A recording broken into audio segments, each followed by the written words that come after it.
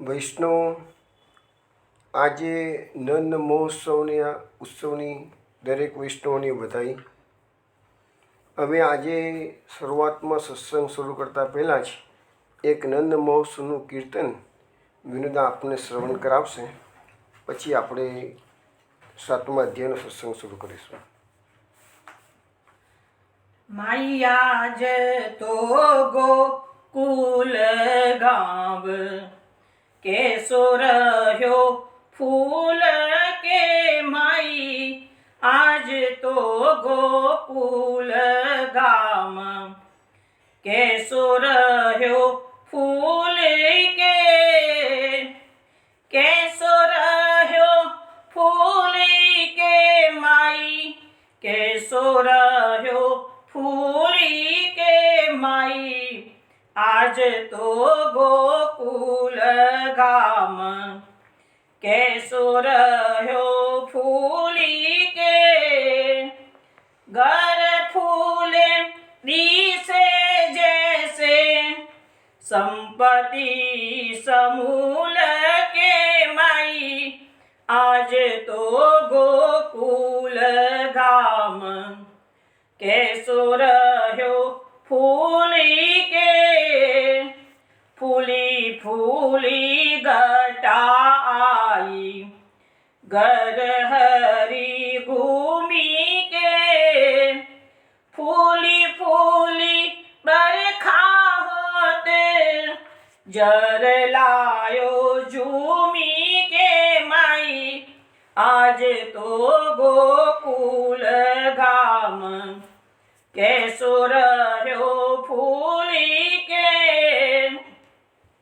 फूल्यो फूल्यो पुत्र देखी लियो उर लूमी के फूली है जसोदा माया डोटा मुख चूमी के माई आज तो गोकुल गाम कैसो रह्यो फूली के देवता आदीन पूजे घृत खाड़ होमी के फूल दिसे दादी का दो ऊपर सो भूमि के माई आज तो गोकुल गाम कैसो रह्यो फूली के मालिन बांधे बंधन वार घर घर डोली के पाटंबर पहेराय अधिके अमोली के माई आज तो गोकुल गाम कैसो रह्यो फूली के फूले है भंडार सब द्वार दिए खोली के नंद राय देत फूले नंद दास बोली के माई आज तो गोकुल गाम कैसो रह्यो फूली के माई आज तो गोकुल गाम कैसो रह्यो फूली के. વૈષ્ણવો આ નંદદાસનું બનાવેલું નંદ મહોત્સવના આનંદનું વર્ણન કરતું કીર્તન છે. આમાં એવું કહેવામાં આવે છે કે આજે શ્રી કૃષ્ણનું પ્રાકટ્ય વ્રજમાં થયું છે ગોકુલમાં. ગોકુલ ગામ કેસો રહ્યો ફૂલ કે અત્યારે કેટલું ફૂલાઈ રહ્યું છે. આખા ગોકુલ ગામમાં આનંદ છવાઈ ગયો છે. ઘર ફૂલે દિશે જૈસે સંપત્તિ સમૂલી કે એટલે કે ગોકુલના એક એક ઘર એટલી શોભા પામી રહ્યા છે કે જાણે કે સંપત્તિનો મૂળ ખજાનો દરેકના ઘરમાં ના આવી ગયો હોય એવી રીતે ઘરો જે નિર્જીવ ઘરો છે એ પણ ફૂલાઈ રહ્યા છે, એટલે કે આનંદ પ્રાપ્ત કરીને શોભાયમાન થઈ રહ્યા છે. ફૂલી ફૂલી ઘટા આઈ ગહરી ગહરી ગુમિકે. આજે તો વ્રજની જે ઘટા છે એ પણ એમ કે છે કે ઉમળી ઉમળી અને ઘટા પણ શોભાયમાન થઈ રહી છે કે છે. ફૂલી ફૂલી બરખા હોટી જર લાવતી ઝુમકે. કૃષ્ણના પ્રાકટ્ય સમયે જે વરસાદ છે પણ એ પણ ઝરમર ઝરમર અમીછાટના કરી રહ્યું છે. જર લાવતી ઝુમકે, અને ઝૂમી ઝૂમી અને આ પૃથ્વી પર એના અમીછાટના પથરાવી રહ્યો છે કે છે. ફૂલ્યો ફૂલ્યો પુત્ર દેખી લિયો ઉર લુમિકે. હવે કહે છે કે અહીંયા તો ગોકુલધામમાં કૃષ્ણનું પ્રાકટ્ય થયું એટલે બધા ફૂલી રહ્યા છે, પણ આ કૃષ્ણ ભગવાન પોતે પણ એ પ્રાકટ્ય કરી અને એ પણ ફૂલ્યો ફૂલ્યો પુત્ર થઈ ગયો. એટલે ભગવાનને પણ એટલો આનંદ છે વ્રજની અંદર આવવાનો, ભગવાનને પણ એટલો ફૂલાઈ રહ્યા છે ભગવાન. તો લિયો ઉર લુમિકે, જશોદાજી એને પોતાના આલિંગન પોતાના કંદ સાથે ચોંપી રહ્યા છે કે છે. ફૂલી હે જશોદા માએ ઢોટા મુખ ચૂમીકે. અત્યારે કૃષ્ણ ફૂલાઈ રહ્યા છે એટલે કે આનંદ પ્રાપ્ત કરી રહ્યા છે. જશોદા માતાને પણ એટલો જ આનંદ છે, તો ઢોટાને એટલે છોકરાને મુખ ચૂમીને પોતાનો આનંદ એને ચુંબન કરીને વ્યક્ત કરી રહ્યા છે. દેવતા અગ્નિને પૂજે ઘૃત ખાંડ હોમિકે. અરે કહે છે કે જે પેલા ઋષિ મુનિઓ છે, બધા બ્રાહ્મણો જે છે એ અગ્નિની અંદર ઘી અને ખાંડનો હોમ કરી રહ્યા છે. તો એનાથી એ હોમ આપણે તો શું છે, આટલા બધી જગ્યાએ જે ક્રિયાઓ ચાલતી હોય છે ને એમાં જે આપણે હોમ કરતા હોઈએ છીએ એ હોમ એ બધું અલ્ટિમેટલી જે મંત્રો દેવતાઓને બનતા હોય એ દેવતાઓને એ બધું મળતું હોય છે કે છે, એને બલિ મળતું હોય છે કે છે. તો અહીંયા લખ્યું છે કે દેવતા અગ્નિને પૂછે, તો એ અગ્નિમાં જે હોમ કરવામાં આવે છે તો દેવતાઓને જે બલિ મળે છે તો દેવતાઓ પણ આનંદ પ્રાપ્ત કરીને ફૂલાઈ રહ્યા છે. ફૂલ્યો દિશે દધી કાદો ઉપર રસો ભૂમિકે.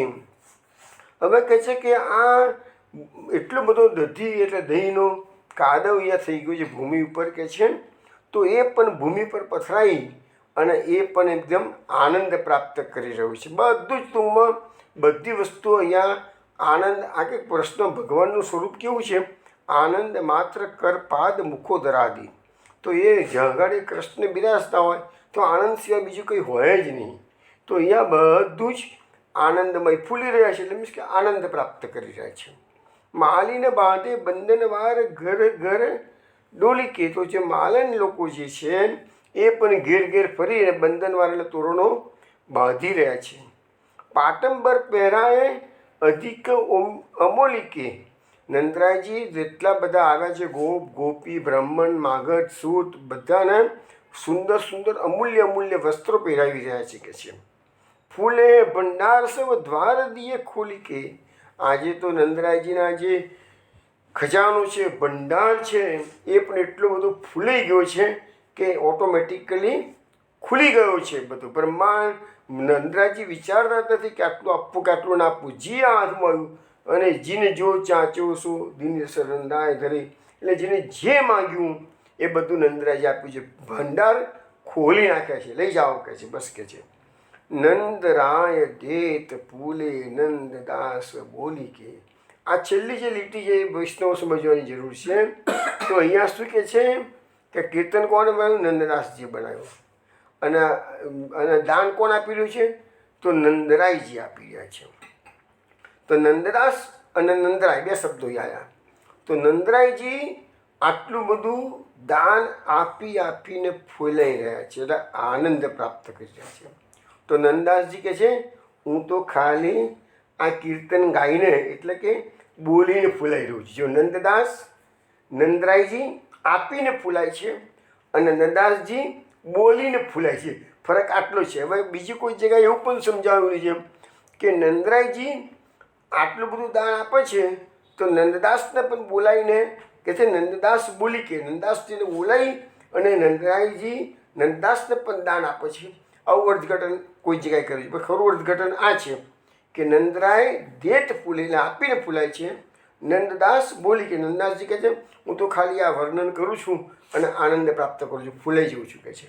તો આવું એક સુંદર કીર્તન નંદ મહોત્સવનો આજનો દિવસ છે, આજે આપણે શ્રવણ કર્યું વૈષ્ણવો.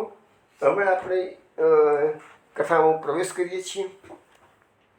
ગયા અઠવાડિયે આપણે કથાઓ અંદર 7મા અધ્યાયમાં શકટાસુર વધની વાત આપણે કરી. એ વખતે મેં આપણે જણાવ્યું હતું કે શ્રીમદ ભાગવતમાં શકટાસુર વધની કથા નથી, પણ શકટ ભંજનની કથા છે. ભગવાને લાત મારીને ગાળું ઊંધું વાળી દીધું અને ગાળું તોડી ફોડીને નવરું કરી દીધું છે, તો એને શકટ ભંજન કહે છે ભાગવત પ્રમાણે. પણ મહાપ્રભુજીએ જે પુરુષોત્તમ શસ્ત્રનાં નામ મૂક્યું છે એમાં શકટાસુર ખંડન શબ્દ વાપર્યો છે, એટલે કે શકટાસુરને માર્યો છે ભગવાને, એવું મહાપ્રભુજી કહે છે, જે ભાગવતમાં એ કથા છે જ નહીં.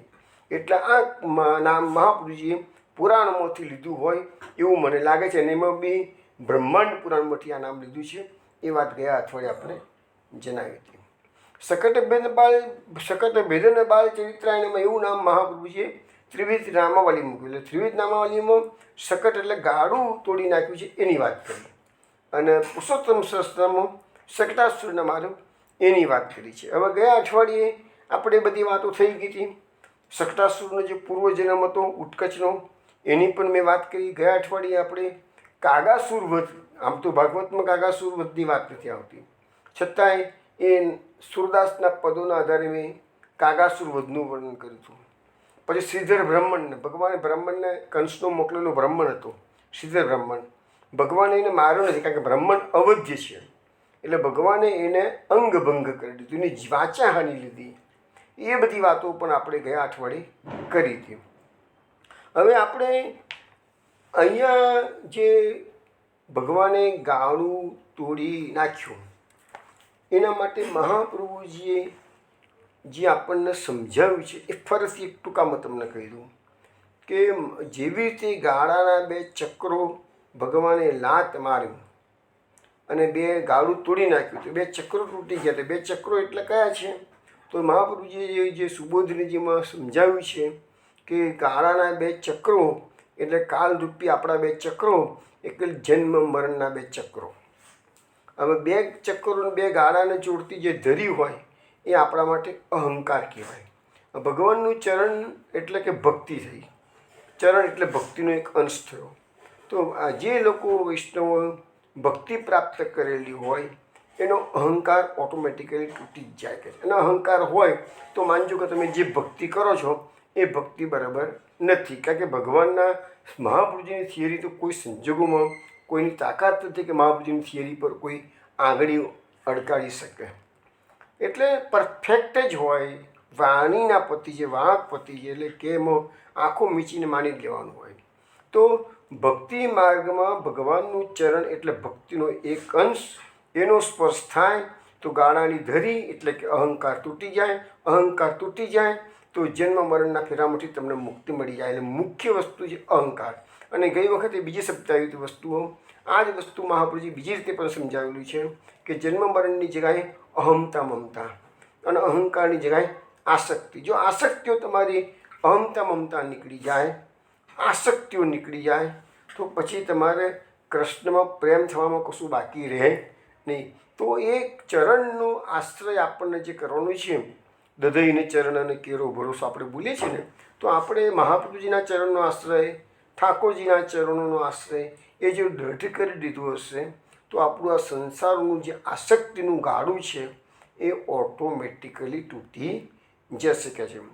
એટલે આપણા જીવનમાં જે પ્રોબ્લેમ છે એ ભોગાશક્તિ અને અહંકાર, હું કંઈક છું, જે માણસને કંઈક પણ ભગવાને કદાચ કોઈક આપી દીધું, કોઈક આજે ભગવાને પોતે ગીતામાં પણ કીધું છે કે વિભૂતિ યોગમાં, અને ઇવન 11મા સ્કંદમાં પણ ભગવાને ઉદ્ધવજીની જોડે પોતાની વિભૂતિઓનું વર્ણન કર્યું છે. એમાં ચોખ્ખું ભગવાન કહે છે કે આ દુનિયામાં જે કંઈ પણ શ્રેષ્ઠ વસ્તુ છે એ બધું મારા અંશમાંથી ઉત્પન્ન થયેલું છે. એટલે પછી અહંકાર કરવાનું કોઈ કારણ રહેતું જ નથી. તો આ બધી વાતો આપણે શકટ ભંજન લીલાના આધારે આપણે સમજેલા હતા. હવે જ્યારે ભગવાને ચરણ ઊંચા કર્યા, ગાળું ભાગી નાખ્યું, બધાને આશ્ચર્ય લાગ્યું, એટલે મહાપ્રભુજીએ નામ પ્રકટ કર્યું, ગોપાલાશ્ચર્ય રસકૃત. હવે ત્યાં બાળકો તો ખેલતા હતા, એમને જે મોટા ગોપ ગોપી નંદરાજી વગેરે આવ્યા તો એને કહ્યું કે ભાઈ આ બધા વિચારતા થઈ ગયા છે કે ભાઈ આ ગાળું તૂટી કેવી રીતે ગયું. તો બાળકોએ કહ્યું કે આ લાલાએ રડતા રડતા એના પગ ઊંચા કર્યા ને એમાં ગાળું તૂટી ગયું. તો જે મોટા મોટા ગોપો હતા એના બાળકોની વાતમાં વિશ્વાસ બેઠો નહીં, કારણ કે એ લોકો હજુ કૃષ્ણનું પ્રાકટ્ય થયું છે, પણ એ લોકોના માટે તો નંદરાજીનું બાળક જ છે. એ લોકો આ ભગવાનનું પ્રાકટ્ય છે કે અમે અપ્રમેય બળ એની પાસે છે એ વાત અત્યારે સ્વીકારવા તૈયાર નથી, કારણ કે હજી તો શરૂઆત જ થયેલી છે. હવે મહાપ્રભુજી સુબોધનીજીમાં સમજાવે છે કે જેઓ વિપરીત ભાવનાવાળા હોય એમને ભગવત કથા કેવી નહીં. હવે આ એક સિદ્ધાંત આપણે સમજવાની જરૂર છે. તો આ વસ્તુ ગીતામાં પણ સમજાવવામાં આવેલી છે. ગીતામાં ભગવાન શ્રી કૃષ્ણ અર્જુનને કહે છે કે જેની ધર્મમાં શ્રદ્ધા ન હોય એની આગળ તારે અર્જુન આ મારું ગીતાનું જ્ઞાન આપવું નહીં.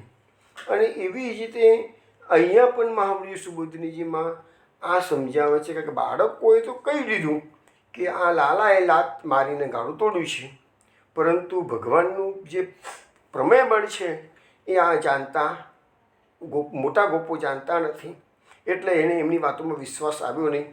તો કહે છે કે વિપરીત ભાવનાવાળા વગાડે બાળકો સાચી વાત કરી છે કે લાલાનું જ આ કર્તવ્ય છે, લાલાનું જ આ કામ છે, આ પરાક્રમ છે, પણ મોટા ગોપો માનવા ત્યાં નથી, કારણ કે વિપરીત ભાવના છે, કારણ કે અત્યારે એને ભગવાન નથી દેખાતા, નાનું બાળક દેખાઈ શકે છે. એવું મહાપ્રભુજી અહીંયા આપણને સમજાવે છે. હવે બીજું મહાપ્રભુજી સુભદ્રીજીએ લખ્યું છે કે બાળકો અને મોટા ગોપો વચ્ચે ગાળું કેવી રીતે તૂટી ગયું એની ચર્ચા થઈ છે, પણ ગોપીઓ તો આ ચર્ચામાં ભાગ લીધો નથી. ગોપીઓ તટસ્થ રહી શકે છે. તો ભગવાને પોતાના ચરણથી ગાળું ફેંકી દીધું છે એની વાત બધાને ખબર તો પડી ગઈ કે છે, પણ બધા મોટાભાગના લોકો માનવા તૈયાર થયા નથી કે છે. તો આચાર્યશ્રી એટલે મહાપ્રભુજી કહે છે કે બાળકો જે હતા એ ભગવત પ્રાણ હતા, એમને તો માની લીધું કે લાલાએ કર્યું છે, લાલાએ જ આ ગાળું ભાગ્યું છે કે છે, એટલે એમને તો ભગવાનનું સામર્થ્ય આ બાળકોએ નજરો નજર જોયું હતું, એટલે એમના માટે શંકા કરવાનો કોઈ ક્વેશ્ચન આવતો નથી કે છે. હવે આગળના શ્લોકમાં કહે છે કે રુદંતમ સુતમાદાય યશુદાગ્રહ સંકિતામ કૃતસ્ત્વસ્તૈનમ વિપ્રે સુક્તે સ્તનમ અપાયત. અમે જે લાલો રડતો હતો, ચરણ ઊંચા કર્યા, ગાળું ભાગી નાખ્યું, યશોદાજી દોડતા આવ્યા, લાલા રડતો હતો એને ઊંચું કરી દીધો છે. હવે યશોદાજીએ માન્યું કે ખરાબ ગ્રહોની અસર થઈ હશે, એટલે એની રક્ષા માટે તાત્કાલિક બ્રહ્મને બોલાવી અને સ્વસ્તિ વાચન કરાવ્યું. હવે આમ તો જોવા જઈએ તો આપણે જાણીએ છીએ કે આજે તો ઉત્સવનો દિવસ છે. કયો ઉત્સવ છે? ઔથાનિક પર્વ. લાલાએ પડખું ફેર્યું, લાલાના નિષ્ક્રમણ સંસ્કાર, કે સુરદાસજી કહે છે કે પડખું ફેરવ્યું છે, ભાગવત કહે છે કે નિષ્ક્રમણ સંસ્કાર થયા છે. ગમે તે બંને એક જ દિવસે છે, એટલે એ ઉત્સવનો દિવસ છે. તો બ્રહ્મણો તો ઓટોમેટિકલી તગાડે ઉત્સવમાં ભાગ લેવા માટે આવેલા જ હતા અહીંયા. તો તરત જ આવો બનાવ બની ગયો, ઉત્સવની અંદર આવો એક બનાવ બની ગયો, એટલે તરત બ્રહ્મણ પાસે લાલાની સુખાકારી માટે સ્વસ્તિ વાચન કરાવ્યું છે. પછી લાલો ગભરાઈ ના ગયો હોય એટલે યશોદાજીએ તરત જ એને સ્તનપાન દીધું. પોતાના પ્રસંગમાં પણ સ્તનપાન કરે. સ્તનપાનથી ફાયદો એટલો જ પડે કે લાલો જો પેટ ભરીને રવી લે તો માની લેવાનું કે લાલાને કોઈ હલાબલા લાગી નથી અને લાલાને કોઈ દર્દ પેટમાં નથી, લાલો ગભરાયો નથી એમ. એટલે પછી યશોદાજીએ સ્તનપાન કરાવ્યું. હવે આ જે લીલાના આધારે મહાપ્રભુજીએ પુરુષોત્તમ સહસ્ત્રનામમાં જે નામ મૂક્યું છે યશોદાયા સ્તનંદયાય, અને ત્રિવિધ લીલા નામાવલીમાં મહાપ્રભુજી નામ પ્રકટ કર્યું યશોદા સ્તનંદયાય નમઃ. યશોદાએ સ્તનપાન કરાવ્યું છે એટલે ત્રિવિધ લીલા નામાવલીમાં પણ નામ આવ્યું, પુરુષોત્તમ સહસ્ત્રનામમાં નામ આવ્યું. મહાપ્રભુજી સુબોધનીજીમાં કહે છે યશોદાજીએ 4 કાર્ય કર્યા છે. કયા કયા? કે બી બાળકને રુદન કરે છે કે છે, એટલે બાળકને પહેલાં તો છાનો રાખવો પડે કે છે. રડતું બાળક કોઈ પણ માં હોય, પોતાનું બાળક રડતું હોય એને ગમે નહીં, એટલે છાનો રાખવો. અને બાળકનું જોર કહે છે, બાળકનું જોર રડવાનું જ છે. કોઈ પણ બાળક હોય એની માની પાસે જીદ કરવા જશે એટલે શું કરશે? રડશે. રડે એટલે માં એની ઈચ્છા પૂરી કરે. એટલે અહીંયા લખ્યું છે કે બાળકને છાનો રાખવાનું કામ. પછી ખરાબ ગ્રહનો અસરો બાળક ઉપર થઈ ગઈ છે. આટલો મોટો બનાવ બની ગયો, ગાળું તૂટી ગયું, એટલે લાલો ભલે બચી ગયો છે તો બાળકનું રક્ષણ કરવા માટે એનું કામ કરવું પડે. લાલાને કોઈ પણ સંજોગોમાં ગાળું તૂટી ગયું છે તો એવી રીતે બધું હટાવવાનું કે લાલાને વિશેષ લાલાને તો નુકસાન થયું જ નથી, ફરીથી પછી હટાવતા પણ નુકસાન ન થાય એમ. પછી ગાળાને ફરી સીધું કરીને જોડવું, એટલે જે બધું ફૂટી ગયું છે પાછા બધા ભાગો જોડી દેવા. અને ચોથું કામ ગાળા સંબંધી ઉત્પાતોની નિવૃત્તિ, એટલે જે ઉત્પાત તૈયાર થયો, કેવી રીતે ઉત્પાદ થયો એ જ કોઈ જાણતું નથી. લાલો કેવી રીતે બચી ગયો એ કોઈ જાણતું નથી, પણ ઉત્પાદ થયો એ હકીકત છે, તો એની નિવૃત્તિ. તો આ 4 કામ કરવા માટે યશોદાજીએ 2 વસ્તુ કરવાની હતી. કયું? એક તો પહેલું કામ તો લાલાને રડતો છે તો છાનો રાખવો, અને બીજું મોટા ગોપ હતા, કીધું ભાઈ તમે ગાળું બધું સીધું કરી દીધું અને બધા માટલા ફરતી ગોઠવી દો. જે દોડી ગયું, જે તૂટી ગયું, પણ જે બચી ગયા હોય ને ગોઠવી દો કર્યું. બરાબર છે. પછી આ 4 કાર્યો કરવામાં યશોદાજીની લૌકિક બુદ્ધિ દઢ થઈ. એટલે આ બાળક ભગવાન નથી પણ સામાન્ય બાળક છે એવી બુદ્ધિ દઢ થઈ. આમાં લૌકિક બુદ્ધિની નિવૃત્તિ માટે ભગવાનની ઈચ્છાથી જ ઉત્પન્ન થયેલા બ્રહ્મયુક્ત ભગવત ચરિત્રનું નિરૂપણ 2 પ્રકારે કર્યું છે. પહેલાં આ ગાળું ભગવાનના ચરણના સ્પર્શ તૂટી નથી ગયું એવો ભ્રમ રહે માટે ગાળું તૂટી ગયા પછી પણ રડવાનું ચાલુ રાખ્યું. કનૈયાએ ગાળું તૂટી ગયા પછી પણ રડવાનું ચાલુ રાખ્યું છે કે છે. તો આ રીતે સુબોધિનીજીમાં આ પ્રકારે સમજાવવામાં આવેલું છે.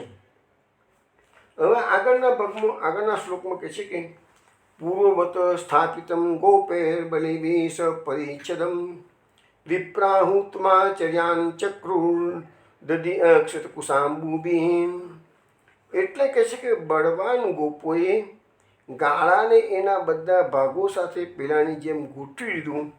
પછી બ્રાહ્મણોએ હવન કર્યું અને દહીં, ચોખા, દર્ભ અને જલથી એની પૂજા કરી. હવે અહીંયા શું થયું કે ઉત્પાત આવતા તો આવી ગયું છે. હવે એ કારણમાં તો અત્યારનો સંજોગો હતો તો કમિટીની નિમણૂક કરી. નંદરાયજી તો ગોકુળના રાજા હતા એટલે કમિટીની નિમણૂક કરી દીધી હોત. કમિટી બી રિપોર્ટ કરીને આપણે બધો આપણે એક્શન લઈશું. અત્યારના સંજોગો હોત તો કદાચ એવું થયું હોત, પણ એ જમાનામાં તો આવી કમિટીની વાત આવતી નથી કે છે. એટલે એમને શું કર્યું છે, બ્રાહ્મણોની જોડે આ અનિષ્ટના નિવારણ માટે પૂજા વિધિ કરાવી દીધી. તો શું લખ્યું છે એમાં? મહાપ્રભુજી સુબોધિનીજીમાં લખે છે આવા મોટા ગાળાની અધિષ્ઠાત્રી દેવીનું આહ્વાન કરવા વિપ્રોને બોલાવવામાં આવ્યા. એટલે જે વિપ્રો આવ્યા હતા એના કરતાં પણ બીજા વિપ્રો જે વધારે જાણકાર હશે એ કદાચ એને બોલાવ્યા હશે એવું માની લઈએ. પછી કહે છે કે એ વિપ્રો જે હતા ને એ જે કંઈક જરૂરી કરવું પડે એ શક્તિવાળા હતા. એટલે એવા વિપ્રો બોલાવ્યા જે આના જાણકાર હતા. બ્રાહ્મણોએ પહેલાં અનિષ્ટ દૂર કરવા સામાન્ય હવન કર્યું. એટલે આપણા ત્યાં મેં તમને કહું ને કે આપણા ત્યાં દરેક કાર્યમાં આપણે દાખલા તરીકે લગ્નની વિધિ હોય તો ગ્રહ શાંતિનો પણ નાનકડો એક વિધિ છે જ કે છે. એટલે એ હવન તો આપણા ત્યાં બહુ કોમન વસ્તુ છે કે છે. પછી દરેક સ્થળે અનિષ્ટની નિવૃત્તિ માટે ઘી, આપણા ત્યાં લગભગ યજ્ઞકુંડમાં ગાયનું ઘી જ હોમવામાં આવતું હોય મોટે ભાગે તો. પછી બીજી સમિધિઓને 7 પ્રકારની સમિધિઓ લઈ આવે એ વસ્તુ ખરી છે, પણ ઘી તો હોય જ કે છે. પછી ઓમ ભૂર્ભુવસ્વ એ મંત્રોથી પણ સામાન્ય રીતે હવન કરાતો હોય છે. પછી તો શું છે, જે પ્રકારનો યજ્ઞ હોય એ પ્રકારના મંત્રો હોય છે. અત્યારે તો બ્રાહ્મણોને બધા એક જ પ્રકારના મંત્રો ગમે તે યજ્ઞ માટે તેમ બોલાવો એક જ પ્રકારના મંત્રો બોલતા હોય છે. કારણ કે હવે જે એવા જાણકાર પંડિતો હવે બહુ જૂજ રહ્યા છે. હવે લખ્યું છે કે એમાં કે પહેલાં એ લોકોએ સામાન્ય હવન કર્યો, પછી ગાળાની પૂજા કરી, પછી ગાળાની ચારે બાજુ દહીં મેળવેલા ચોખા મૂક્યા, પછી કુમકુમથી રંગેલા ચોખા નાખ્યા, પછી દર્ભથી મંત્રનું જળ છોટ્યું. આ પ્રકારે બ્રાહ્મણો મંત્રોચ્ચાર સાથે વિધિ કરી અને આ પ્રકારે બાળકની ઉપર દુષ્ટ ગ્રહની અસરની શંકાનો અને ગાળા સંબંધી ઉત્પાતોનો ઉપાય કર્યો. આ બંને ઉપાયો યશોદાજીની પ્રેરણાથી થયા. એટલે ટૂંકમાં જે વિધિ કરવી જોઈએ અનિષ્ટના દૂર કરવા માટે એ નંદરાયજીએ ગાળાની જોડે ગાળાનું પૂજન કરાયું અને આજુબાજુ ચારે બાજુ અભિમંત્રિત જળનો છંટકાવ કર્યો. એટલે જે કંઈ બી અનિષ્ટ તત્વો હોય એ બધા દૂર થઈ જાય. હવે એના પછીના શ્લોકમાં કહે છે કે એ સુયાનૃત દંભ એ દંભીર્ષ્યા હિંસામાન વિવર્જ્યા ન તેષાં સત્શીલાનામ આશિષો વિપલાદ કૃતા. આ શ્લોકમાં એમ કહે છે કે બ્રાહ્મણોમાં જો આ 6 દોષો ના હોય તો એ જે આશીર્વાદ આપે એ ફળ જ કહે છે. કયા કયા દોષો? એટલે આ દોષો વિનાનો બ્રાહ્મણ હોય તો જ એના આશીર્વાદ પડે. એટલે નંદરાયજીના ત્યાં આ બ્રાહ્મણોને જે બોલાવવામાં આવ્યા હતા એ આવા ઉચ્ચ પ્રકારના કે જેની આશીષ લાલાને ફળ એ માની અને ઉચ્ચ પ્રકારના બધા બ્રાહ્મણોને બોલાવવામાં. કયા કયા 6 દોષો બતાવે છે? અદેખાઈ, અસત્ય, દંભ, ઈર્ષ્યા, હિંસા અને અભિમાન. તો આટલા 6 દોષોથી રહિત જે સત્યશીલ બ્રાહ્મણો હોય તો એના આશીર્વાદ ક્યારેય નિષ્ફળ જતા નથી. હવે આપણે ભાગવતમાં પણ અનેક ઠેકાણે આશીર્વાદની કે શ્રાપની વાતો આવે છે.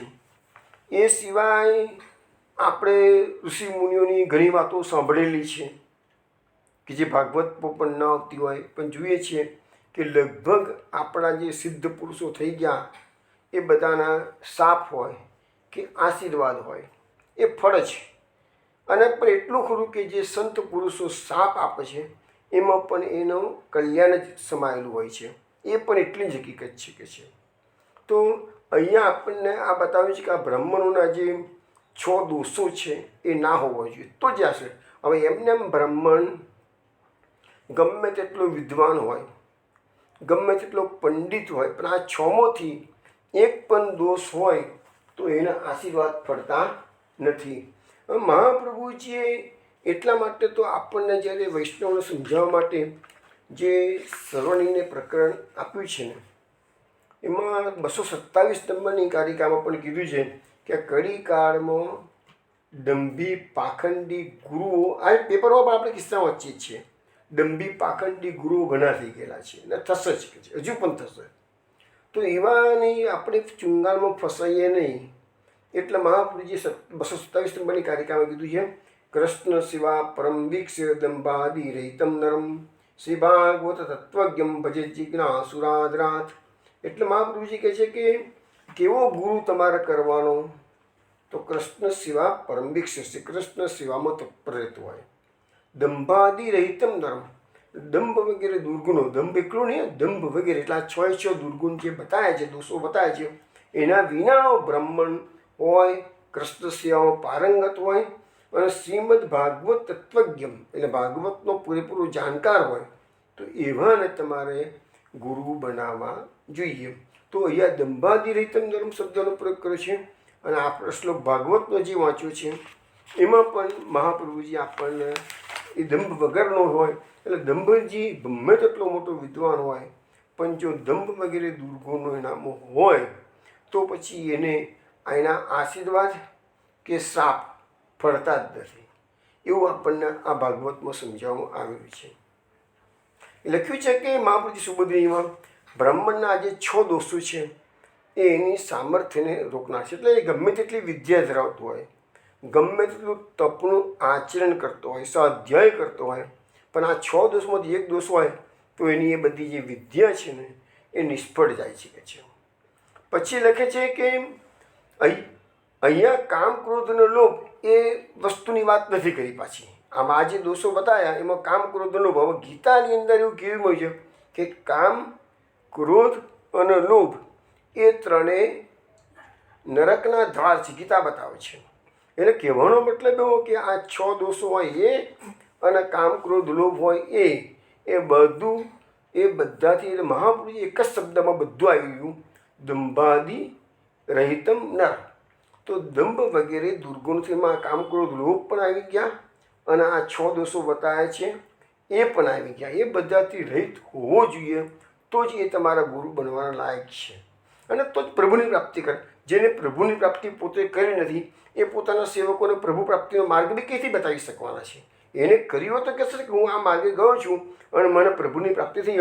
અહમ નિરુદ્ધો રોધેન નિરોધમ પદિમ ગતમ નિરુદ્ધાનામ પુરોધાય નિરોધમ વર્ણ્યામિતિ. એવું મહાપ્રભુજી ક્યારે કહી શકે છે? તો મહાપ્રભુજી કહે છે હું નિરોધ દશાને પ્રાપ્ત થયો છું, ત્યારે મહાપ્રભુજી કહે છે કે હું નિરોધનું વર્ણન કરું છું. પોતે જ સ્પષ્ટ કહે છે જ કે હું નિરોધ દશાને પ્રાપ્ત થયેલો છું. તો એવી રીતે જે બી મહાપુરુષને આપણે પોતાના ગુરુ તરીકે વર્ણન કરતા હોઈએ એને ભગવત પ્રાપ્તિ કરેલી હશે તો જ એ તમને ભગવત પ્રાપ્તિનો એટલીસ્ટ માર્ગ, ભલે આપણે ભગવત પ્રાપ્તિ ના કરી શકીએ પણ જે માર્ગે આપણે જઈ રહ્યા છીએ એ માર્ગ ભગવત પ્રાપ્તિ તરફ જઈ રહી છે કે આપણને દુનિયામાં નાખી નાખશે, એ તો આપણે નક્કી કરવું જ પડશે. હવે અહીંયા વર્ણન કરવામાં આવ્યું છે સુબોધરીજીમાં 6 દોષોનું. તો ભાઈ પહેલો દોષ આવ્યો છે અસૂયા, એટલે અદેખાઈ. અદેખાઈ કોને કહેવાય? તો દોષ રહિતમાં પણ દોષનું આરોપણ કરવામાં આવે. જેમ નિર્દોષ માણસ છે એમાં પણ આપણા દોષ, દાખલા તરીકે ઘણા લોકો કહે છે કે શ્રી કૃષ્ણ આમ નહોતું કરવાનું જેવું, રામચંદ્રજી આમ નહોતું કરવા જેવું. આ જે આપણે તો શ્રી કૃષ્ણ અને રામચંદ્રજીમાં પણ દોષ કાઢી શકીએ એવા બધા સમર્થ થઈ ગયા છે આપણે તો બધા. તો એ અસૂયા છે. પછી અંધૃત એટલે અસત્ય વચન, એ વાણીનો દોષ શકે છે. પછી દંભ. દંભ એટલે જે વસ્તુ છે નહીં એ તમે બતાવવા પ્રયત્ન કરો. લખ્યું છે કે ધનવાન દાતા પાસેથી સારા ધનની પ્રાપ્તિ થશે એવું લઈને પેલો બ્રાહ્મણ જાય અને એની જોડે મોટી બડાસ સાંકે હું આમ કરું તેમ કરું છું, હકીકતમાં એવું કશું કરતો ના હોય, તો આ બધું એ દંભ કહેવાય કે છે. જે છે નહીં એ બતાવવાનો પ્રયત્ન કરે એનું નામ દંભ. પછી આવે છે ઈર્ષ્યા. તો બીજાના ગુણો સહન ન થવાથી એમનામાં દોષ શોધવાની વૃત્તિ છે, એનું નામ ઈર્ષ્યા. પછી હિંસા કોને કહેવાય? તો હિંસા કાયિક પણ હોય અને વાચિક પણ હોય. બોલીને પણ તમે હિંસા કરી શકો છો અને મારીને પણ હિંસા કરી શકો છો. તો એ પણ આપણા શાસ્ત્રોએ એનો વિરોધ કરેલો છે. પછી હિંસા કરવાથી ગર્વ થાય. હવે માણસ ભગવાન કંઈક શક્તિ આપી દીધી, વિદ્વત્તા આપી દીધી, દેખાવ આપી દીધો, પંડિત આપી દીધી, સારા કુળમાં જન્મ આપી દીધો, વિદ્યા આપી દીધી, ગમે તે વસ્તુ સારી આપી. એટલે એ બધી વસ્તુ કેવી છે? માણસનું અભિમાન. અને આટલી વસ્તુ પ્રાપ્ત કર્યા છતાં પણ જો માણસનું અભિમાન ન આવે તો માનજો એની ભગવાનની એના પર પૂર્ણ કૃપા છે. અને અભિમાન કરવા માટે તો અત્યારનો જે તબક્કો છે એમાં તો ધન, જેની પાસે થોડુંક બી ધન સારું મળી ગયું એટલે એનામાં એમ જ લાગે કે હું બહુ હોશિયાર છું કે છે. એટલે આ બધી દુર્ગુણો બધા સહેજમાં આવતા હોય. આ દુર્ગુણો દૂર કરવાનો ઉપાય, રસ્તો સારામાં સારો કયો છે? તો ભગવત શરણાગતિ. શરણાગતિ તમે લેશો તો તમને ઓટોમેટિકલી દીનતા આવી જ જશે. કારણ કે પ્રભુ આપણા સમર્થ છે, આપણે એના દાસ છીએ, આપણે એના અંશના પણ અંશ છીએ. તો આ બધી વાતો મગજમાં ઉતારીશું તો આપણામાં દીનતા આવશે. દીનતા આવશે એટલે અભિમાન નહીં આવે. અભિમાન નહીં આવેલા બધા દોષો એક એક કરતાં નીકળી જશે કે છે. હવે મહાપ્રભુજી સમજાવે છે કે અહીંયા અસૂયા અને અંધૃત એટલે અસત્ય એ વાણીના દોષ છે. દંભ અને હિંસા એ કાયાના દોષ છે. ઈર્ષ્યા અને માન એ મનના દોષો છે. અને આવા દોષ રહિત બ્રાહ્મણોના આશીર્વાદ વ્યર્થ જતા નથી. એટલે જે બ્રાહ્મણ કોઈને આશીર્વાદ પણ આપી દીધા કે કોઈને શાપ પણ આપી દીધો એ ફલિત થાય ક્યારે? કે જ્યારે એને આ બેઝિક ક્રાઇટેરિયા જે આપણને બતાવવામાં આવેલું છે એ હોય તો જ. હવે તમે જુઓ ભાગવતમાં પણ અનેક એક્ઝામ્પલો છે આશીર્વાદના અને શાપના. તે સૌભરી મુનિનું એક્ઝામ્પલ જાણીતું છે. 9મા સ્કંદમાં આપણે આવશે ત્યારે એ કથા વ્યવસ્થિત જોઈશું. અત્યારે ટૂંકા મૂકું. સૌભરી મુનિ માંધાતા રાજાની પાસે એની 50 કન્યાઓ તેને કીધું કે રાજન તારી ગમે તે કન્યા મારી સાથે પરણાવી દે કે છે. આમાં પહેલાં ઋષિ છે અને તપસ્યાના કારણે શરીર એકદમ બેડોળ થઈ ગયેલું હોય, કદરૂપ થઈ ગયેલું હોય અને માંધાતા તો રાજા છે, રાજકન્યા તો લગભગ સ્વરૂપવાન હોય બધી. તો આવા કદ્રુપા ઋષિ જોડે કોણ પરણવા તૈયાર થાય? તો રાજાને ખબર પડી ગઈ કે જો હું ઋષિને ના પાડીશ તો ઋષિ શાપ આપી દેશે. કારણ કે આ ઋષિઓ બધા કેવા હતા? આ બધા દોષો જે આપણે કીધા એ દોષોથી રહિત હતા. એટલે એમનો શાપ પણ પડે પણ આશીર્વાદ પણ પડે. પણ એ જમાના રાજાઓ પણ કેવા હતા? બહુ વિદ્વાન હતા. એ લોકો ઋષિઓથી, અત્યારે લોકો નથી ડરતા ઋષિઓથી કે સંત પુરુષોથી. એ જમાનામાં તો સંત પુરુષોથી બધાને ડર લાગતો. રાજાએ એક જ વસ્તુ કહી દીધી ઋષિને કે ઋષિરાજ, મારી 50 કન્યાઓ છે, તમે અંતઃપુરમાં જતા રહો કે છે, અને જે કન્યા તમને પસંદ કરે છે તમે લગ્ન કરી લો. માંધાતા સૌભરી ઋષિ પણ જાણી ગયા કે રાજાએ ચાલાકી વાપરી છે કે છે. સૌભરી ઋષિ કર્યું, પોતાની તપશ્ચર્યાના બળે પોતાનું શરીર અતિશય સૌંદર્યવાન બનાવી દીધું. અને એક નવું યુવાન શરીર, જે વૃદ્ધ શરીર હતું, કરચલીવાળું શરીર હતું, માથે સફેદ વાળ ઉગેલા હતા, એની જગ્યાએ એક નવયુવાન સુંદર સ્વરૂપ ધારણ કરી અને સૌભરી ઋષિ અંતઃપુરમાં દાખલ થયા. તો 50 કન્યા મોહી પડી કે આ તો મારો પતિ, પેલો કે મારો પતિ, પેલો કે મારો પતિ, કે પહેલાં મેં વરણ કર્યું છે, બીજી મેં વરણ કર્યું છે. સૌભરી ઋષિ કહે ચિંતા ના કરશો કે હું 50 સાથે લગ્ન કરીશ કે.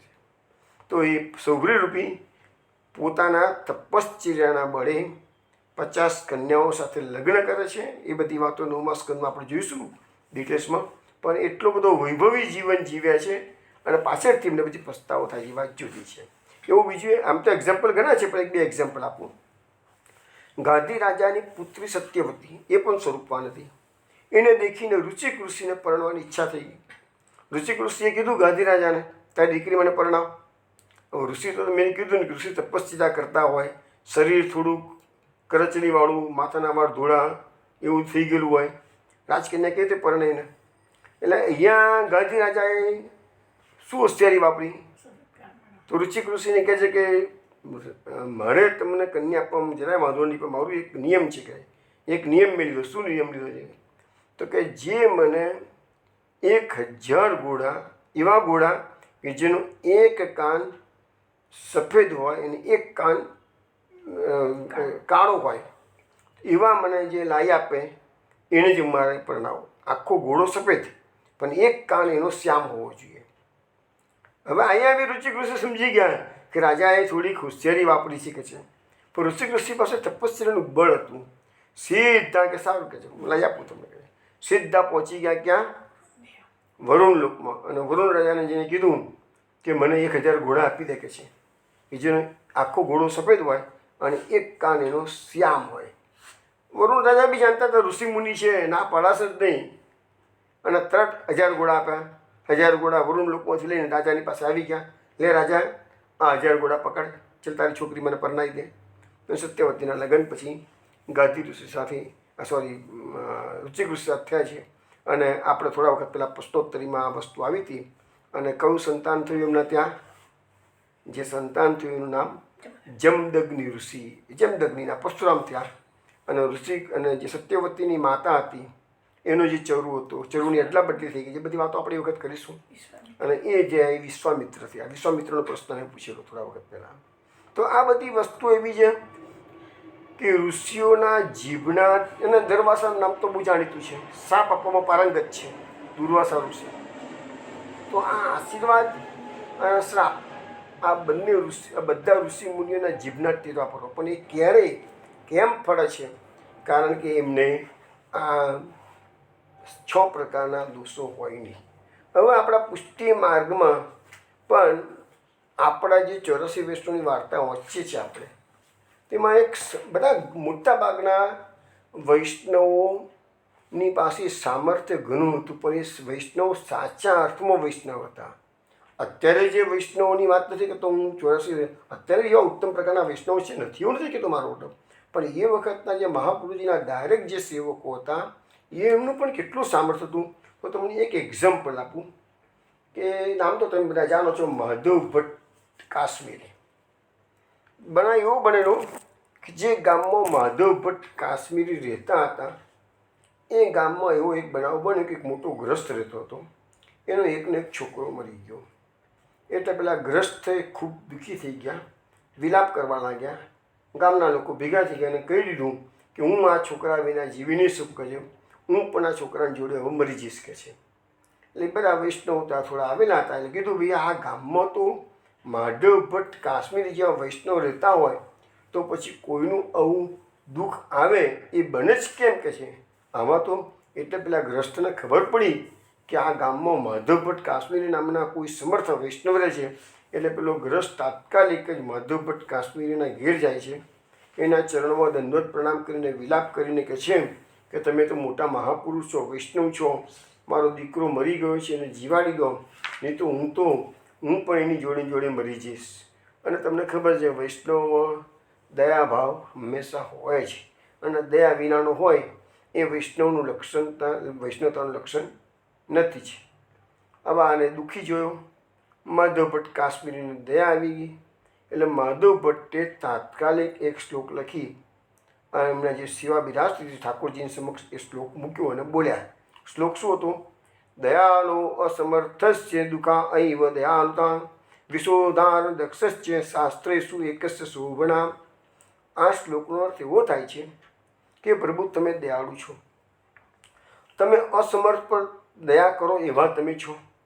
અને દયાળુતાનું લક્ષણ પણ એ જ છે કે દુઃખી પર દયાળુતા પ્રકટ થવી જોઈએ. તો તમે એવા છો. વિશ્વના ઉદ્ધારણમાં ચતુર તમે એક જ છો. સગળ શાસ્ત્રોમાં પ્રભુના જ ગુણગાન ગવાયેલા છે. તો આ દયાળુતા તમને શુભ છે. તેથી તમે દુઃખનો નાશ કરો. અને વૈષ્ણવની વાત પ્રભુ ટાળી શકતા નથી. તો આ વૈષ્ણવ પ્રેરણા કેવી રીતે?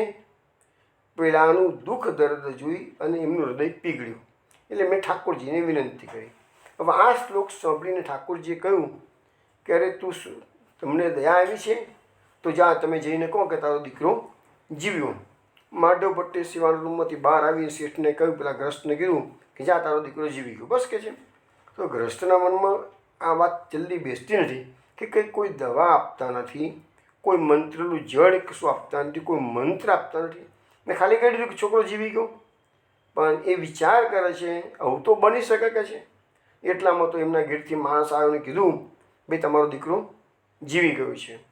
એ તરત જ એને દોડીને પોતાના ઘેર જઈને જોયું તો ખરેખર દીકરો જીવી ગયો. તો વૈષ્ણવના આશીર્વાદ પડ્યા કે ના પડ્યા? તો વૈષ્ણવના આશીર્વાદ ક્યારે પડ્યા હોય? તો એ વૈષ્ણવ સાચા અર્થમાં વૈષ્ણવ હોય તો જ પડ્યા. તો મહાપ્રભુજીના સેવક હતા, એટલે બીજો કોઈ સવાલ હતો નહીં કે છે. એમાં માધવ ભટ્ટ કાશ્મીરી એવા પરમ ભગવદીય હતા.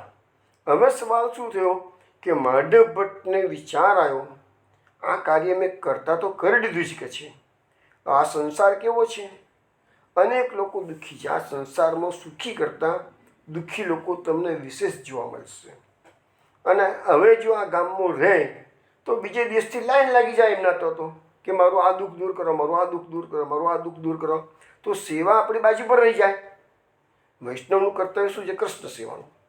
અને તમે જો લોકોના દુઃખ દર્દ દૂર કરો બેસી ગયા તો એ વસ્તુ સારી છે, ખરાબ નથી. પણ કૃષ્ણ સેવાથી વધીને તો નથી જ પાછી. એટલે આપણા માર્ગની અંદર તમને મથુરાની અંદર એક મનોહરલાલ શાસ્ત્રીજી અમનત થઈ ગયા. મેં એમના પ્રવચનો સાંભળેલા એક વખત, 2002ની સાલની વાત કરું છું. તો એમને એમના પ્રવચનમાં એક વખત કહેલું મનોહરલાલ શાસ્ત્રીજી ચતુર્વેદી બ્રાહ્મણ, અને એમને ઘણા શિષ્યોને તૈયાર કર્યા છે. અને સારા એવો ચતુર્વેદી બ્રાહ્મણોને સારા એવા ભાગવતમાં રસ લીધા કરેલા એમને. એમણે કેટલાક બ્રાહ્મણોનું જાણું છું. સંદીપનો ઓળખું છું, ધીરેન્દ્ર શાસ્ત્રીજીને ઓળખું છું. આ બધાને પર્સનલ ટચમાં હું આવેલો છું. એટલે મેં એમની પાસેથી મનોહરલાલ શાસ્ત્રીજીના ઘણા વખાણ સાંભળેલા, અને મેં પોતે પણ મનોહરલાલ શાસ્ત્રીજીને સાંભળેલા. એમને કહ્યું કે પુષ્ટિ માર્ગમાં માનવતાની જરૂર છે, નથી એવું નથી કે છે. પણ આપણો જે મુખ્ય સિદ્ધાંત એ છે ને એ કૃષ્ણ સેવાનો છે. એટલે એમને એમના પ્રવચનમાં એમ કીધું કે કોઈ સ્ત્રી ગમે તેટલી સુંદર હોય કે છે, તમે એને શણગાર સુંદરમાં સુંદર પહેરાવ્યા, પરંતુ તમે જો એને વસ્ત્ર ન પહેરાવો તો શણગાર એકલા એના શરીર પર શોભવાના છે ખરા? નહીં શોભે કે છે. તો શાસ્ત્રીજી કહે છે કે શણગાર એ કૃષ્ણ સેવા છે અને વસ્ત્ર એ માનવતા છે. તો એવી રીતે આપણી માનવતા વિનાની કૃષ્ણ સેવા એ કેવી હશે? તો સુંદર સ્ત્રીના કપડાં વિનાની શણગાર, તો એ આપણી માનવતા વિનાની કૃષ્ણ સેવા થઈ. એટલે કૃષ્ણ સેવાની સાથે માનવતાની જરૂર તો છે જ, પણ એકલી માનવતા નહીં હોય. એ સ્ત્રીને ફક્ત કપડાં પહેરાયેલા હોય, શણગાર ન કરેલા હોય તો સુંદર તો દેખાશે, પણ એ માનવતા, એકલી માનવતા કેવી છે? એકલી માનવતા તમને પુણ્ય કાર્યનું સંપાદન કરી આપે છે, કૃષ્ણની પ્રાપ્તિ કરાવી શકતી નથી. અને કૃષ્ણ સેવાથી જ કૃષ્ણની પ્રાપ્તિ થઈ શકે. એકલી માનવતા તો આપણા બેઝિક જો એક વસ્તુ, આપણામાં પણ ગુસાઈજીનું એક એક્ઝામ્પલ જાણીતું છે. ગુસાઈજી જ્યારે પ્રવાસમાં હતા ત્યારે પેલી કુંજરી રસ્તામાં પડેલી હતી, તો એ કુંજરીના પ્રાણ આકુળ વ્યાકુળ થઈ ગયેલા હતા. તો ગુસાઈજીએ તરત જ જઈને સોનાની જારીમાંથી એને પાણી પીવડાવ્યું છે. તો ગુસાઈજી રસ્તા પર કેટલી કુંજરીઓ પડી છે પાણી વિના તડફડતી, કેટલા ગધેડા પડ્યા છે, કેટલા પ્રાણી પડ્યા છે, એમ શોધવા નથી નીકળ્યા. રસ્તામાં પડેલા હતા, માટે એમનું આપણું કાર્ય મુખ્ય કૃષ્ણ સેવાનું. આવું માનવતાવાદી જે અભિગમ હોવો જોઈએ જરૂરી છે, પણ એનો અર્થ એવું નહીં કે ફક્ત માનવતા જ કર્યા કરવાની અને કૃષ્ણ સેવાને બાજુ પર કાઢીએ. એ સિદ્ધાંત પુષ્ટિ માર્ગમાં નથી. આ વસ્તુ છે ને થોડી સૂક્ષ્મ સમજવાની જરૂર છે. પણ માનવતા જરૂરી ચોક્કસ છે, પણ માનવતા સર્વસ્વ નથી. સર્વસ્વ તો કૃષ્ણ સેવા છે. આ સિદ્ધાંત આપણને છે. એટલે અહીંયા જો આ માંડવ ભટ્ટ કાશ્મીર ગામમાં રોકાયા હોત તો બીજે દિવસે લાઈનો લાગી ગઈ હોત. લાઈનો લાગી ગયો તો કૃષ્ણ સેવા બાજુ પર નીકળી જાત. અને પછી આનું દરજ પૂરું કર્યું પેલાનું. અને એમાં અલ્ટિમેટલી થાય શું? 2 4 5 તમે ચમત્કાર કરી નાખ્યા એટલે તમારામાં અભિમાન આવી જાય, અને અભિમાન એટલે પતન થયું સીધું છે. તો આ ધર્મનો આ જે મુદ્દો છે ને એ સમજવો થોડો સૂક્ષ્મ છે. બહુ ઊંડું ચિંતન કરશો તો જ એને સત્ય તમને સમજાશે. આનો હું એમ નથી કહેતો કે કૃષ્ણ સેવા મુખ્ય છે એટલે માનવતાને નેવે મૂકવી. માનવતા નેવે મૂકવાનો મારો સિદ્ધાંત છે જ નહીં, જરાય પણ નથી. પણ માનવતા એકલી જ કરીને બેસી જઈશું તો એ તમને પ્રભુની પ્રાપ્તિ કરાવી શકશે નહીં. આ એ સિદ્ધાંત છે. તો આ કહેવાનો મતલબ કે બ્રાહ્મણમાં આ 6 દોષો ન હોય તો એનામાં આ બધું આશીર્વાદ આપવાનું સામર્થ્ય આવી જાય. આવો એક સુંદર કિસ્સો હું તમને કહું. બીજું કે મહારાષ્ટ્રમાં શિવાજી મહારાજનું નામ તો બધા જાણો છો. એ શિવાજી મહારાજના ગુરુનું નામ હતું સમર્થ રામદાસ. એ રામદાસનો એક ગ્રંથ છે, એનું નામ છે દાસબોધ. આજે પણ મહારાષ્ટ્રમાં ઘેર ઘેર આ ગ્રંથનું વાંચન લોકો કરે છે. સમર્થ રામદાસ ખરેખર સમર્થ હતા. એક નાનકડી ઘટના એમના જીવનની છે, એ હું તમને કહી દઉં. તો સમર્થ રામદાસ એક વખત રસ્તા પરથી પસાર થતા હતા. એક સ્ત્રીનો પતિ મરી ગયો હતો. બધા લોકો, ડાગુ લોકો એનું શબ ઉપાડી અને અગ્નિ સંસ્કાર માટે લઈ જઈ રહ્યા હતા. પેલી સ્ત્રીથી એના પતિનો વિરહ સહન થતો હતો નહીં. રોતી કકરતી પેલા ડાઘુઓની પાછળ પાછળ દોડતી જતી હતી. બધા એને અટકાવતા હતા. અને એ જ વખતે પેલી સ્ત્રીની નજર આ સમર્થ રામદાસ રસ્તા પરથી પસાર થતા હતા. એને ખબર નથી કે આ સમર્થ રામદાસ બહુ મોટા સંત છે, પણ એને એમ કે કોઈ મહાપુરુષ જઈ રહ્યા છે તો સીધી જઈને ચરણોમાં પડે છે અને કહે છે કે બાપજી, હું બહુ દુખિયારી જીવ છું, મારા પર કૃપા કરો, મને આશીર્વાદ આપો. સમર્થ રામદાસે એના મસ્તકે હાથ પધરાવીને કહી દીધું, અસ્તપુત્ર પ્રતિભવ કહે છે. એટલે પેલી સ્ત્રી ઊભી થઈ અને ચોંકી ગઈ. એને કહે છે, બાપજી તમે મને આશીર્વાદ તો અસ્ત્રપુત્રી ભવના આપ્યા છે, અસ્તપુત્ર પ્રતિભવ, પણ મારો પતિ હમણાં જ મરી ગયો. પેલું સબ પેલા લોકો લઈ રહ્યા છે કે છે. હું તો દુખિયારી એટલે છું, મારો પતિ મરી ગયો છે એટલે હું દુખિયારી છું કે છે. તો સારું કે મારા આશીર્વાદ તો કોઈ સંજોગોમાં ફેલી જાય નહીં. જો કે 6 દોષો ના હોય એના જ આશીર્વાદ પડે કે છે. એ વાત અહીં એટલે હું તમને સમજાવું છું. તરત જ ડાઘુ લોકોને બોલાવવામાં આવ્યા અને સબને તગાડી કે ખુલ્લું કરો. સબને ખુલ્લું કર્યું. એટલે સમર્થ રામદાસે પેલા સબને કીધું, ચાલ ઊભો થા, તારી પત્ની આટલું બધું રડત ખબર નથી પડતી તને, ચાલ ઘેર જા. અને પેલો આળસ મરડી અને પેલું સબ હતું ને એ ઊભું થઈ ગયું. જો રામદાસમાં કેવી શક્તિઓ છે, તમે જુઓ, વિચાર કરો. આ ભારતની ભૂમિ એ સંતોની ભૂમિ છે કે છે. આ સંતોમાં કેવો સામર્થ્ય છે. આ રામદાસ અને શિવાજીને થઈ હમણાં ઔરંગઝેબના સમયની વાત છે. આ બધી 400 વર્ષ પહેલાંની વાત છે. આ બધી 400 વર્ષ નથી થયા. ઊભો થઈ ગયો એનો પતિ, અને પછી એને કીધું કે અષ્ટપુત્રવતી ભવ. અને એની સ્ત્રીએ કીધું, પેલી સ્ત્રીએ, કે ગુરુજીને, રામદાસને, કે મારો પહેલો પુત્ર જે થશે ને હું તમારા ચરણોમાં ભેટ કરી જઈશ કે છે. અને એનો પહેલો પુત્ર થયો, એનું નામ હતું કલ્યાણ. અને એ સમર્થ રામદાસના અનેક શિષ્યો થઈ ગયા. એમાં 10 શિષ્યો મુખ્ય હતા.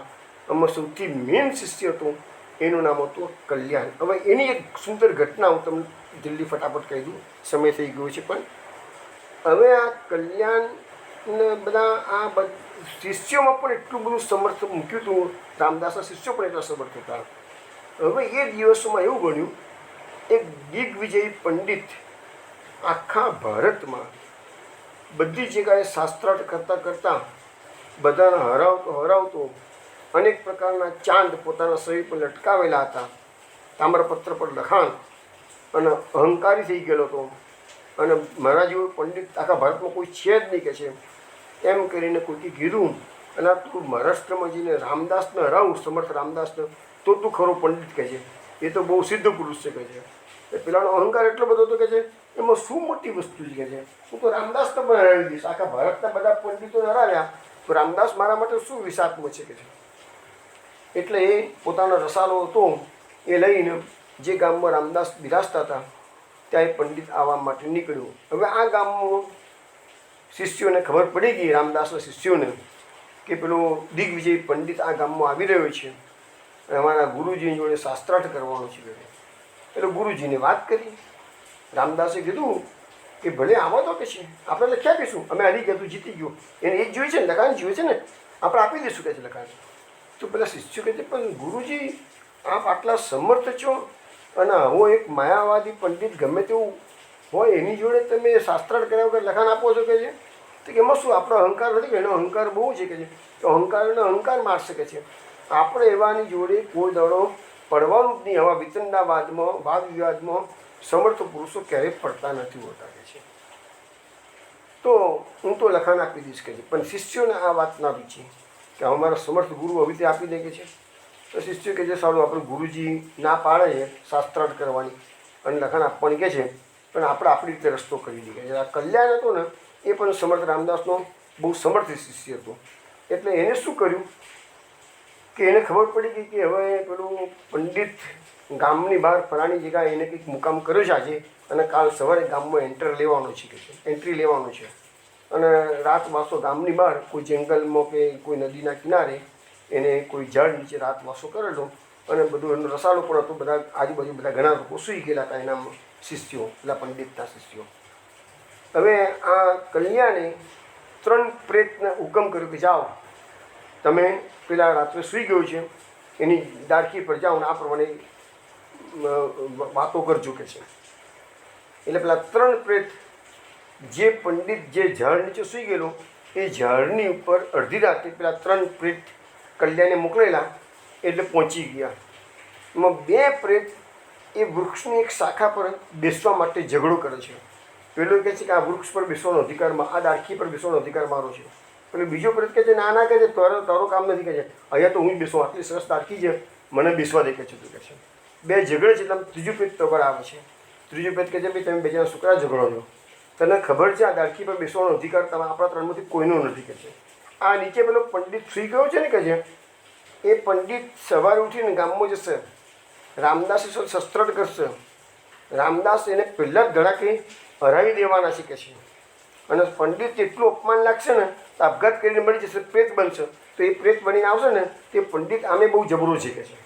તો આપણે બધા કરતાં વધારે જબરું તો એ નીકળવાનું છે કે છે. તો તમારે બેસવું તો બેસો, પણ એ આવશે ને ધક્કો મારી તમને કાઢી મૂકશે. એ પંડિત જ આ ઝાડની ડાળખી પર એ જ બેસવાનું છે કે બહુ જબરું છે કે છે. હવે પેલો પંડિત જે સૂતા સાંભળી ગયો, એ જોયું કે હાડા પ્રેતો મારા વિશે જ વાત કરે છે કે છે હું શાસ્ત્રાર્થ મારી જઈશ, આપઘાત કરીને મરી જઈશ, પ્રેત બનીશ, અને આ ડાળખી પર મારે બેસવાનું છે કે છે. આ પ્રેતો બધી વાતો કરે છે કે છે. એટલે એની ઊંઘ તો ઉડી ગઈ કે છે, પણ તોય એને ચાણક લાગી નહીં કે હું સામર્થ રામદાસની જોડે શાસ્ત્રાર્થ કરવા જવું નહીં.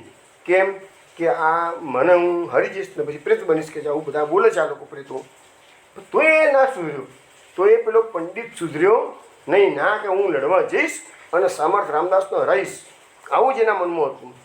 હવે આ બધા સમાચાર બધા કલ્યાણને મળી ગયા કે રાત્રે પ્રેતોએ સંવાદ કર્યો છે, તો એ પંડિત સુધર્યો નથી અને લડવા આવવાનો જ છે, શાસ્ત્રાર્થ માટે આવવાનો છે. એટલે કલ્યાણે બીજો તરીકો અપનાવ્યો. હવે તમે શાંતિથી બીજો તરીકો અપનાવ્યો એ શાંતિથી સાંભળજો. કલ્યાણ ગામના પાદરમાં ઊભા રહ્યા છે. કલ્યાણ એટલે કોણ? સમર્થ રામદાસનો મુખ્ય શિષ્ય. અને સવારના પરમાં પેલો પંડિત એના રસારસાથી જેવો ગામમાં એન્ટ્રી લે છે એટલે કલ્યાણ એ પંડિતને રોકે છે. કે છે, મહારાજ કોણ છો આપ? ક્યાંથી આવ્યા છો? ગામમાં ક્યાં જઈ રહ્યા છો? એટલે પેલા કીધું, હું ફલાણો દિગ્વિજય પંડિત છું, આખા ભારતમાં બધાને શાસ્ત્ર કરતાં હરાવતા આવ્યો છું અને આ ગામમાં સમર્થ રામદાસને મારે હરાવવાના છે કે છે, એટલું હું આવ્યો છું કે છે. અચ્છા તમે જ છો એમ ને દિગ્વિજય પંડિત? શાસ્ત્રાર્થ કરવા માટે આવ્યા છો કે છે? કશો વાંધો નહીં, અમારું ગુરુજી પાસે શાસ્ત્રાર્થ કરો કે છે, તમારી ઈચ્છા પૂરી થશે કે છે. પણ એની પહેલાં એક કામ કરો કે છે. તે શું કામ કરું કે છે?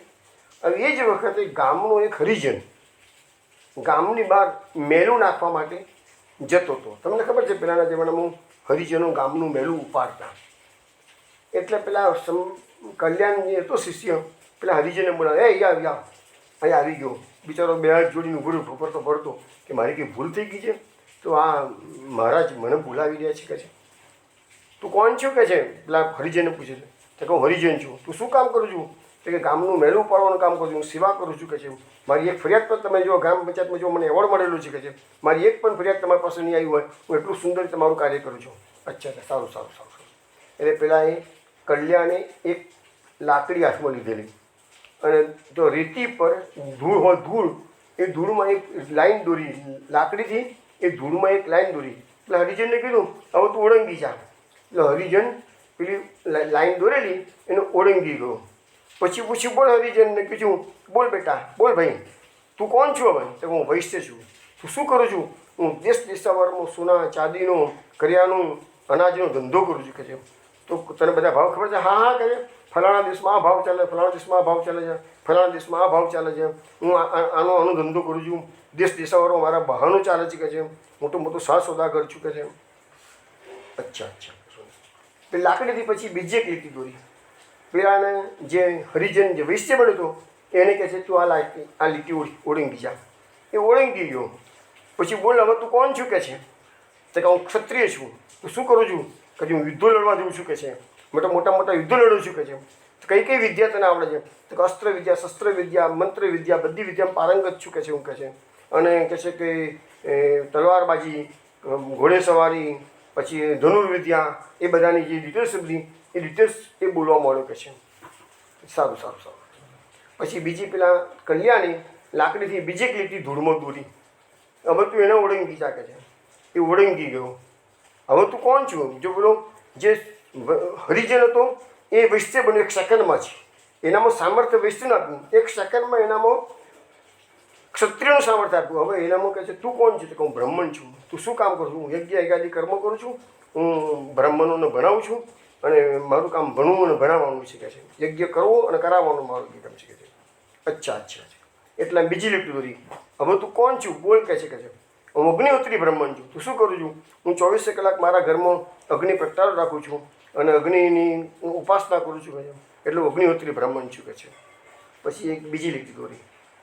પછી કહે છે, હવે ઓળંગી જાણે કે છે. એટલે પેલું ઓળંગી ગયો. હવે તું કોણ છું? કે હું ચતુર્વેદી બ્રાહ્મણ છું. તું શું જાણું છું? હું 4 વેદ, 6 શાસ્ત્ર, 18 પુરાણ બધું જ જાણું છું કે છે. અચ્છા, તને બધું જ ખબર છે? હા, શાસ્ત્રોમાં પારંગત છું. પેલા પંડિતને કહે છે, ચાલ હવે આની જોડે શાસ્ત્રાર્થ કર. આની જોડે તું શાસ્ત્રાર્થ કર અને આને તું હરાવું, તું કહીશ કે મારા ગુરુજી હારી ગયા કે છે. હવે પેલો પંડિત ત્યાં બેઠો જીવો છે આ બધું ખેલ કે એક હરિજન જેવામાં એક 10-15 મિનિટ કે અડધો કલાકના ગાળામાં એનામાં આ તો સમર્થ રામદાસનો શિષ્ય અને એ પણ સામર્થ્ય મૂક્યું છે કોનામાં? હરિજનમાં. અને એ હરિજનને કહે છે, તું પેલા સમર્થ પેલા પંડિતને કહે છે કે તું આ હરિજન કે જે અત્યારે ચતુર્વેદી બ્રાહ્મણ બની ગયો છે, 4 વેદનો જાણકાર છે, સતશાસ્ત્રોનો જાણકાર છે, એને તું હરાવું તો હું માનું કે તું મારા ગુરુજીને હરાય બરાબર છે કે છે. પેલો પંડિત ત્યાં કલ્યાણના પગમાં પડ્યો છે કે જે મારે જેના ગુરુજીના શિષ્ય અને શિષ્યનો પણ એક હરિજન હતો, એનામાં આટલું સામર્થ્ય જો મૂકી શકતો હોય જે માણસ, તો એના ગુરુજીમાં કેટલી તાકાત હશે. તો એમ કરીને દિગ્વિજય પંડિત ત્યાં જ એ કલ્યાણના પગમાં પડ્યો. કલ્યાણ એને લઈને ગયો છે ગુરુજી પાસે, અને શાસ્ત્રાર્થ કર્યા વગર જ એ તગાડે એને કીધું હું જિંદગીમાં શાસ્ત્રાર્થ નહીં કરું, અને તમારું આવું સામર્થ્ય આવ્યું કેવી રીતે એ તમે મને સમજાવો. તો એને કીધું કે ભગવાનની ભક્તિ કરવાથી આ સામર્થ્ય આવે છે. આ લડાઈ ઝઘડા કરવાથી અભિમાન વધશે, એમાં પતન થઈ શકે છે. અને તમે જુઓ યોગી લોકોના ઘણી વખત હું એક્ઝામ્પલ કોટ કરું છું, તો એમાં પતનનો માર્ગ થતો હોય છે. તો આ જે સમર્થ પુરુષો પોતાનું અભિમાન ન વધે એ તો લોક કલ્યાણના કાર્યો કરતા હોય છે, નથી કરતા હોતા એવું નથી એ લોકો, પણ એમાં એમનું અભિમાન ના વધવું છે. અભિમાન વધ્યું તો પતનની શક્યતા પૂરેપૂરેલા પુષ્ટિ માર્ગની અંદર. એટલા માટે તો મહાપુરુષે પાયામાં દીનતા મૂકેલી છે. ચરણારવિંદની ભક્તિ તમે કરો એટલે દીનતા ક્યારેય પણ આવે જ નહીં. અને બીજું મહાપુરુષજીના સિદ્ધાંતમાં આપણે સમજાવ્યું છે કે ભગવત ધર્મ સામર્થ્ય વિરાગો વિશેષ રીતે મહાપ્રભુજી આપણને સ્પષ્ટ કરી દીધું કે જો તમે ભગવત ધર્મનું આચરણ વ્યવસ્થિત કરશો તો એના સામર્થ્યથી તમારામાં વિષયોમાં વૈરાગ આવશે. વિષયમાં વૈરાગ આવે પછી દીનતા ઓટોમેટિક આવી જાય, કારણ કે વૈરાગ એ તો બહુ જરૂરી વસ્તુ છે. તો આ બધી વાતો થઈ. તો કહેવાનો મતલબ કે આ જે શ્લોક હતો એ શ્લોક પર તો ઘણું કહી શકાય એવું છે. ઘણા આપણા ત્યાં ઘણા એક્ઝામ્પલ્સ છે. અને આ હવે જે સપ્ટેમ્બર મહિનો આવે છે એમાં હું લગભગ 1 સપ્ટેમ્બરથી 29 સપ્ટેમ્બર સુધી સત્સંગ નથી. તો હું જે બધા કથાઓ બધી એવી જે ઋણાનુબંધની અને પુનર્જન્મની જે કથાઓ મૂકી છે એમાં તમે જ્ઞાનેશ્વર મહારાજ છે, ઈશ્વરદાન ચારણ છે, આ બધાના તમે ચરિત્રમાં જુઓ એ લોકોમાં કેટલું સામર્થ્ય હતું કે મરદાને પણ જીવતા કરી દે. આ ઈશ્વરદાન ચારણના કેસમાં તમે એ વખતે બધી કથાઓ આવશે તમે સાંભળજો. મારો સત્સંગ ગૂગલ મીટ પર એ વખતે નહીં હોય, 1 મહિના માટે. પછી 30મી સપ્ટેમ્બરે પાછા આપણે શરૂ કરીશું ગૂગલ મીટ પર. કાલે ને પરમ દિવસ છે સત્સંગ પાછો, કાલે આપણે મળીશું, પરમ દિવસ પણ મળીશું. તો પછી સીધું 30મી સપ્ટેમ્બરે મળીશું. તો ઈશ્વરદાનના કેસમાં તો કેવું આવે છે કે એમનો એક મિત્ર આ નદીનું પૂર આવ્યું ને એમાં તણાઈ ગયો હતો. અત્યારે વિશ્વામિત્રનું પૂર આવેલું જ છે, એમાં તણાઈ ગયેલો. અને પછી એ ગામમાં ઈશ્વરદાન 1 મહિના પછી આવે છે. એને ખબર પડે છે મારો મિત્ર ક્યાં ગયો, કે મહિના પહેલાં એ ઢોર ચારવા ગયો તો ગાયો ચારવા માટે નદીના કિનારે, અને નદીમાં પૂર આવ્યું હતું, એ તણાઈ ગયો કે છે. તો એવું તો કે ચાલતું હશે કે મારો મિત્રને મળવા હું આવું, મારો મિત્ર મને ના મળે. નદીના કિનારે જાય, નદીના જઈને પોકાર કરે છે, એ ભાઈ તું બહાર આવ, હું તને મળવા આવ્યો છું કે છે. તો મહિના પછી જે તણાઈ ગયેલો નદીમાં બધા ધોળ ઢાકર હરે, તો નદીમાંથી પાછો ધોળ ઢાકરને ચડાવતો પેલો બહાર આવે. તો જો આ સામર્થ્ય આપણા ત્યાં આ બધા મહાપુરુષોનું સામર્થ્ય કેટલું, એ સામર્થ્ય કઈથી આવ્યું, એ ભગવાનનું સામર્થ્ય છે આ બધું કે છે. તો એ બધી વાતો તમારે સાંભળવી હોય તો તમે આ સપ્ટેમ્બર મહિનામાં તમે આ બધું યુટ્યુબ પર યુટ્યુબ પર ગૂગલ મીટ પર એ બધું યુટ્યુબ પર સીધું જ આવશે. એવી 16 કથાઓ નક્કી કરેલી છે. એ 16 સત્ય ઘણી બધી સત્ય ઘટનાઓ, કોઈ કપોળ કલ્પિત નથી. બનશે તો હજી હું સારા રેફરન્સ આપેલી છે, રેફરન્સ પણ આપેલા છે. એટલે દરેક વૈષ્ણવને વિનંતી છે કે જેને સબસ્ક્રાઈબ કર્યું હશે એને જ એમના મોબાઈલમાં આ માહિતી મળશે. અને આવી સુંદર કથાઓ જે એકથી ચડિયાતી કથાઓ બધી મેં મૂકેલી છે, તો એનામાં સાંભળવા માટે તમે બી સાંભળો. અને અહીંયા તો કથાઓ કેવી છે જે બિન પુષ્ટિ માર્ગે વૈષ્ણવો હશે ને એને પણ આ બધી સાંભળવા ગમશે એવી કથાઓ છે. એટલે તમે એ લોકોને પણ પ્રોત્સાહન આપજો કે ભાઈ આ ચેનલને સબસ્ક્રાઈબ કરશો ને તો તમને માહિતી મળશે. હું એક કહેવાય જઈ શકશું નહીં. હું પછી તો જે સોમ મંગળ બુધનો ગુરુ મુકાય છે એ પ્રકારે કરદમ 8 વાગ્યા પહેલાં મૂકી દેશે. અઠવાડિયાની 4 એવી 4 અઠવાડિયા સત્સંગ થવાનો નથી, તો 4 ચોક 16 કથાઓ તમને સાંભળવા મળશે. ચલો વિષ્ણુ, હવે બાકીની વાત આપણે કાલે રાત્રે 8 વાગે મળીશું ત્યારે કરીશું. જય શ્રી કૃષ્ણ, જય શ્રી ગોકુલેશ.